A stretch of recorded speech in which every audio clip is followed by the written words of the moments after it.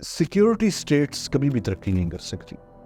ये जो सिक्योरिटी का पैराडाइम है, इससे निकलना पड़ेगा हमें.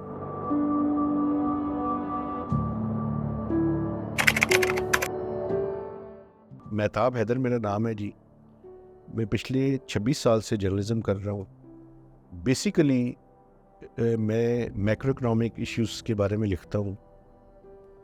बेसिकली मुझसे कोई पूछता है कि आप क्या करते हैं, तो मैं उनसे कहता हूँ कि मैं कागज़ चोरी करता हूँ, लेकिन उनको इंटरप्रेट करता हूँ, एज इट इज़ नहीं छाप देता.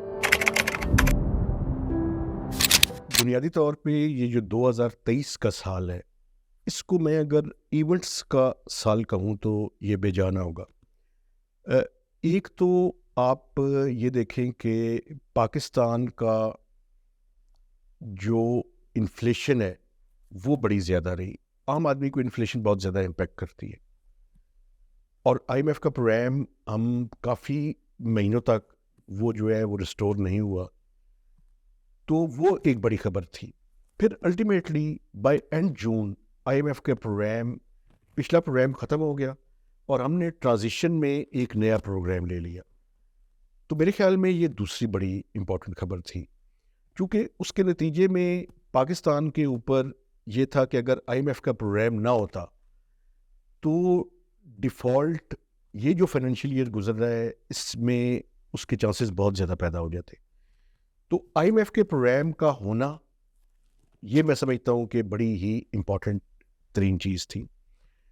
इसके बाद आप ये देखें कि जब केयर टेकर्स आए, तो केयर टेकर्स ने आकर लोगों को उम्मीद थी कि ये बुनियादी तौर पर जो पाकिस्तान के फंडामेंटल्स इशू हैं उनके ऊपर ये अपनी तवज्जो मरकूज़ करेंगे. लेकिन स्टेटस को है, आप अगर आज देखें तो सिवाय IMF के ये उनकी कामयाबी है. तीसरी इंपॉर्टेंट खबर वो ये थी कि IMF और पाकिस्तान के दरमियान एक स्टाफ लेवल एग्रीमेंट हो गया. ये मैं समझता हूँ बड़ी ही पॉजिटिव था, क्योंकि अगर ये ना होता तो ये जो पॉलिटिकल ट्रांजिशन है इसके हवाले से भी प्रॉब्लम्स क्रिएट हो सकती थी. फिर इम्पॉर्टेंट तरीन खबर ये है कि पाकिस्तान में इलेक्शन का शेड्यूल आ गया. ये इम्पॉर्टेंट खबर है, क्योंकि उसकी वजह ये है कि पॉलिटिकल स्टेबिलिटी नहीं होगी तो पाकिस्तान में ये जो इकोनॉमिक स्टेबिलिटी है ये भी इसका जारी रखना जो है वो मुश्किल हो जाएगा. और इसके साथ साथ आप ये देखें तो मेरी नज़र में जो इम्पोर्टेंट तरीन इकॉनमी के हवाले से अगर देखें तो पाकिस्तान के एनर्जी सेक्टर जो है वो आज भी हॉन्ट कर रहा है. उसका जो सर्कुलर डेट है, चाहे वो पावर सेक्टर के अंदर हो चाहे वो गैस सेक्टर के अंदर हो, ये पाकिस्तान का एक मेजर इशू है.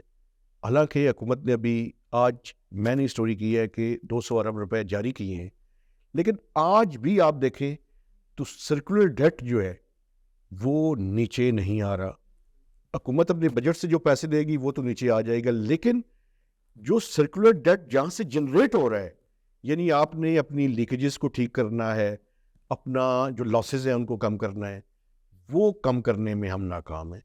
तो ये मैं समझता हूँ कि इम्पॉर्टेंट 3 चीज़ें थीं जिससे आम आदमी जो है वो इम्पेक्ट हुआ. और एक और ख़ास बात वो ये है कि आप ये देखें कि ओवरऑल जो इकोनॉमिक ग्रोथ है वो PDM के ज़माने में कहा गया कि वो स्लाइटली पॉजिटिव थी, लेकिन रिवाइज्ड फिगर्स में ये इस्टेब्लिश हो गया है कि वो ग्रोथ नेगेटिव थी. अब नेगेटिव ग्रोथ का मतलब क्या है?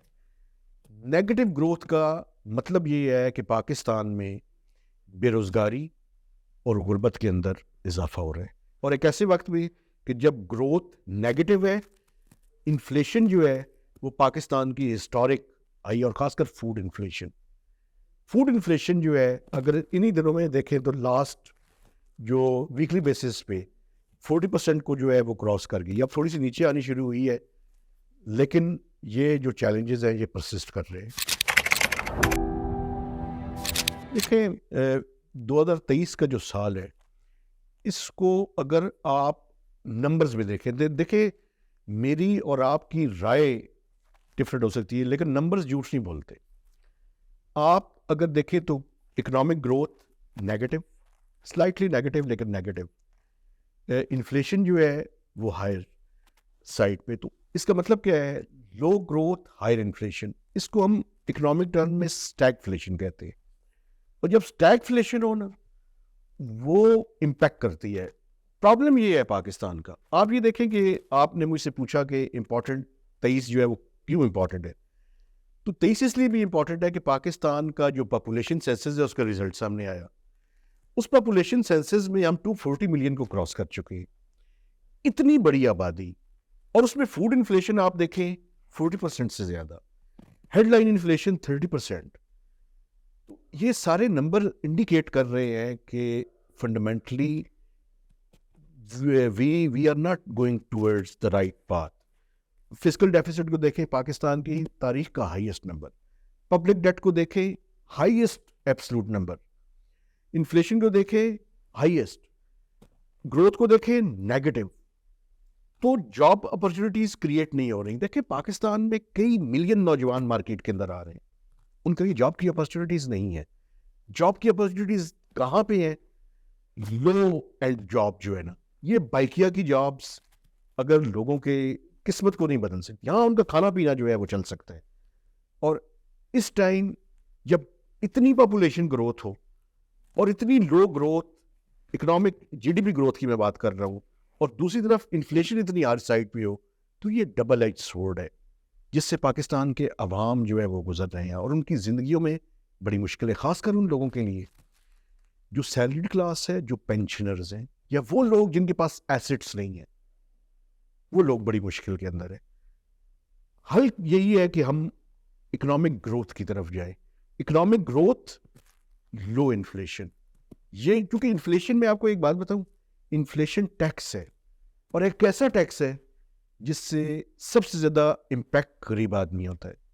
تو غریب کے اوپر جو ہے وہ بہت زیادہ بوجھ ہے. دیکھیں کووڈ کے بعد جو اپرچونٹی کریٹ ہوئی وہ ٹیکنالوجی میں ہے.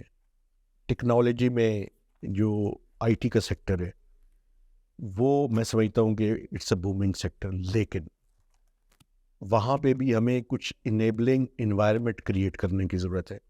آپ یہ دیکھیں نا, پھر 2023 میں آپ نے مجھ سے پازیٹیو چیز پوچھی ہے, لیکن پرابلم یہ ہے کہ پازیٹیو ذرا کم ہے, نیگیٹو ذرا زیادہ ہے. اب ٹیلی کام سیکٹر پاکستان کا بومنگ سیکٹر تھا, لیکن ٹیلی نار کا ایگزٹ کر جانا یہ کوئی اچھا سائن نہیں ہے.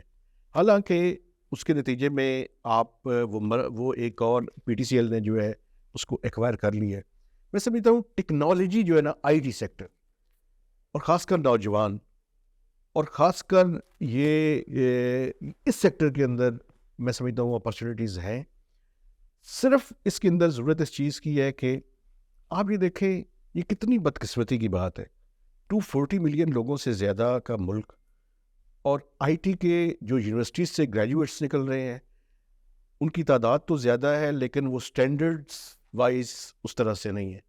تو ہم اپنے آپ کو الائن کریں جو وقت کی ریکوائرمنٹس ہیں ان کے ساتھ, اور اپنے جو خاص کر لوگ ہیں ان کو اگر ہم باعث سے جو دنیا کی بیسٹ یونیورسٹیز ہیں, آرٹیفیشیل انٹیلیجنس جو ہے اس کی طرف جو ہے وہ لوگ جا سکتے ہیں.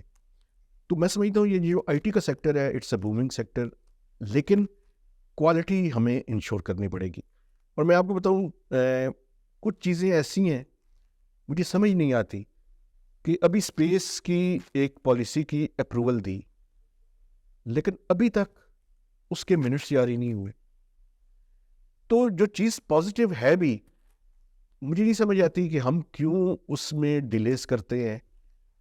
ایک بات میں آپ کو بتا دوں, مجھے یہ کہنے دیں کہ سیکیورٹی اسٹیٹس کبھی بھی ترقی نہیں کر سکتی. یہ جو سیکیورٹی کا پیراڈائم ہے اس سے نکلنا پڑے گا ہمیں. گروتھ, ڈیولپمنٹ اور ٹیکنالوجی کی طرف جانا پڑے گا. کچھ لوگوں کا کام ہے وہ ٹھیک ہے اپنا سیکیورٹی کا کام کرتے رہے, لیکن عام آدمی کے لیے اپرچونیٹیز کریٹ کرنے کے لیے اس سے نکلیں, اور یہ جو گروتھ کا پیراڈائم اور گروتھ کا ماڈل ہے اس کی طرف جائے. چونکہ پاکستان کے جو پاپولیشن کی گروتھ ہے اس کے لیے اس طرح کا یعنی آپ کیا کہتے ہیں دبا ہوا انوائرمنٹ جو ہے اس میں جاب کی اپرچونیٹیز شاید ہم پوری نہیں کر سکیں گے. حل یہی ہے کہ ہم اپنی مارکیٹ کو اوپن اپ کریں اور ٹیکنالوجی کو استعمال کرتے ہوئے لوگوں کے لیے جاب اپرچونیٹیز کریٹ کریں. آپ یہ دیکھیں نا کہ ہمارے جتنے امپورٹنٹ نمبرز تھے جو ہم نے ٹارگٹس کیے ہوئے تھے وہ ہم اچیو نہیں کر سکے. آپ جی ڈی پی گروتھ دیکھیں تو جی ڈی پی گروتھ کا جو ٹارگٹ پچھلی حکومت نے رکھا ہوا تھا وہ کوئی 4 سے 5% کے لگ بھگ تھا. ابھی اس سال کا ٹارگٹ جو ہے وہ ہمارا کم ہے لیکن وہ نیگیٹو ہوگی. انفلیشن جو ہم نے ٹارگٹ رکھا ہوا تھا انفلیشن اس سے ایکسیڈ کر گئی اور تقریباً کوئی ایوریج 29-30% جو ہے وہ پچھلے سال رہی. تو بنیادی طور پر پاکستان کی میں سمجھتا ہوں کہ گورنمنٹ کا اس میں بڑا امپورٹنٹ رول ہے. گورنمنٹ کا رول اس وجہ سے ہے کہ آپ یہ دیکھیں گے اگر آپ انفلیشن ہائر تھی اس میں سب سے بڑی وجہ حکومت کا اخراجات زیادہ کرنا ہے. جب آپ کا بجٹ ڈیفیسٹ زیادہ ہوگا, مارکیٹ میں پیسے آپ زیادہ پھینک دیں اور اس کے مقابلے میں ڈیمانڈ چیزوں کی جو ہے سپلائی اور ڈیمانڈ کے اندر آپ ایک گیپ خود کریٹ کر رہی ہے. اور گورنمنٹ کی اس میں جو ہے وہ بڑی M2 کی گروتھ اگر آپ اس کو دیکھ لیں تو یہ منی سپلائی کی گروتھ کی میں بات کر رہا ہوں. تو ایک طرف منی سپلائی کی گروتھ زیادہ تھی, بجٹ ڈیفیسٹ زیادہ تھا, اس نے فیول کیا انفلیشن کو. تو میں سمجھتا ہوں کہ گورنمنٹ کی جو پالیسیز ہیں ان کا بڑا امپورٹنٹ رول ہے. پاکستان کے 2 سیکٹرز ایسے ہیں جہاں پہ گورنمنٹ تسلسل کے ساتھ ناکام ہو رہی ہے. ایک تو ٹیکس کا نظام ہے, اس کو ہم نہ سمپلیفائی کر سکے ہیں نہ ٹھیک کر سکے. آج بھی پاکستان میں 88% جو ٹیکس جمع ہو رہا ہے وہ انڈائریکٹ ٹیکسز ہیں, کیونکہ میں ود ہولڈنگ ٹیکسز کو بھی انڈائریکٹ ٹیکسز سمجھتا ہوں. 12% ہم ڈائریکٹ ٹیکسز لے رہے ہیں. اس کو بالکل ہمیں ریورس اور شفٹ کرنے کی ضرورت ہے. ہمیں ڈائریکٹ ٹیکسز زیادہ لگانے کی ضرورت ہے, انڈائریکٹ ٹیکسز کم کرنے کی ضرورت ہے. وجہ یہ ہے کہ انڈائریکٹ ٹیکسز غریبوں کے اوپر زیادہ بوجھ پیدا کرتے ہیں. دوسرا پاکستان کا انرجی سیکٹر ہے, پاور سیکٹر ہے. انرجی میں بجلی کی بھی بات کر رہا ہوں, گیس کی بھی بات کر رہا ہوں, اور میں یہ کہہ رہا ہوں تسلسل کے ساتھ کہ یہ سیکٹر یا اسٹیٹس کو کے ساتھ یہ سیکٹر رہیں گے یا پاکستان رہے گا. یہ دونوں اکٹھے نہیں چل سکتے. ان سیکٹرز کو ٹھیک کرنا پڑے گا ہمیں. اور یہ دونوں سیکٹرز جو ہے پچھلے کافی سالوں سے میں دیکھ رہا ہوں کہ ان کے اندر امپرومنٹ نہیں آ رہی, اور انہی سیکٹرز کی ریفلیکشن ہے باقی اوور آل اکنامک سچویشن کے اوپر بھی. جب آپ کی کاسٹ زیادہ ہو جائے گی کوئی بھی چیز پروڈیوس کرنے کی تو پھر آپ کمپٹیٹیو نہیں رہیں گے. جب کمپٹیٹیو نہیں رہیں گے تو پھر ایک ایسے وقت میں جب انفلیشن اتنی زیادہ ہو اس ٹائم بہت زیادہ پرابلم ہو جائے گی. اور یہ اسی کاسٹ کی وجہ سے آپ کی ایکسپورٹس بھی متاثر ہو رہی ہیں. تو یہ ایک اکانومی جو ہے جڑی ہوئی ہوتی ہے, اس کو اسٹینڈ الون کسی ایک چیز کو رکھ کے نہیں دیکھا جا سکتا. اگر ہم نے کمپٹیٹیو ہونا ہے, ایکسپورٹس بڑھنی ہے, تو یہ بنیادی سیکٹر ٹیکسیشن, انرجی, ان دونوں کو ٹھیک کرنا پڑے گا. ایک تو میری امید ہے کہ الیکشنز ہو جائیں. ان الیکشنز کے نتیجے میں یہ میری وش ہے, انالیسز یہ نہیں ہے میرا, کہ پولیٹیکل اسٹیبلٹی آئی اس ملک کے اندر. یہ اٹ از ریٹن آن دا وال کہ چاہے کسی کی بھی حکومت ہو, آپ پاکستان کو ایک IMF کے نئے پروگرام میں جانا پڑے گا, اور اگلے سال سے 2 سال 3 سال کا پروگرام ہوگا کم از کم. اور IMF کی جو پالیسیز ہیں وہ ون شو فٹس فار آل والی, کہ وہ اسٹرکٹ مانیٹری اور فسکل پالیسیز کی طرف ہی پاکستان کو لے کر جائیں گے. تو لیکن میں سمجھتا ہوں کہ ایگریکلچر سیکٹر کے اوپر ہم توجہ دیں. اگر ہم اپنی ایگریکلچر پروڈکٹیوٹی کو بہتر کریں, اور اس میں سمجھتا ہوں کہ SIFC کا رول بڑا امپورٹنٹ ہے. SIFC کے مینیو کے اوپر کم چیزیں لیکن افیکٹو چیزیں ہم رکھیں تاکہ وہ ڈیلیور کرنے کے قابل بھی ہوں. امید ہے کہ نئی آنے والی گورنمنٹ IMF کا پروگرام تو لے گی, کوئی بھی اس کو لینا پڑے گا. ہم سول سروس ریفارمز کی طرف جائیں. ہماری بیوروکریسی ڈیلیور کرنے کے قابل نہیں رہی, ہمارا گورننس کا اسٹرکچر ٹھیک نہیں رہا. ان چیزوں کو اگر میں یہ نہیں کہتا کہ آپ ایک دن میں ٹھیک کر لیں گے, لیکن آپ سمت تو ٹھیک کر سکتے ہیں. اگر نئی گورنمنٹ آئے اور اپنی سمت کو ٹھیک کر لے تو میں سمجھتا ہوں کہ یہ پاکستان کی عوام کے لیے اچھی خبر ہوگی.